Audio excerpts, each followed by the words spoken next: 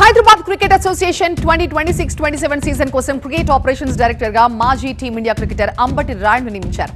Team management, domestic మ్యాచ్ల నిర్వహణ, player development బాధ్యత అంబటికి అప్పగించారు. హైదరాబాద్ క్రికెట్ అసోసియేషన్ లో ప్రక్షాళన మొదలైంది. పారదర్శకత, సమగ్రత కోసం హెచ్సీఏ కీలక నిర్ణయాలు తీసుకుంది.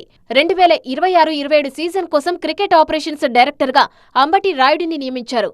ఈ నియామకం పట్ల రాయుడు సంతోషం వ్యక్తం చేశారు.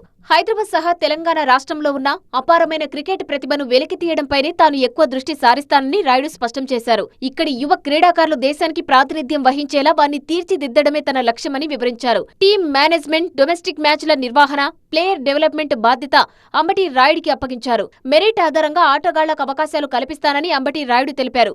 హెచ్సీఏలో anti corruption and security unit ఏర్పాటు చేశామన్నారు. మన తెలంగాణ నుంచి, మన హైదరాబాద్ నుంచి మంచి ప్లేయర్స్, ఇంకా ఎంతో మంది ప్లేయర్స్ ఇండియాకి ఆడాలని చెప్పి ఈ కమిటీ చేయటము.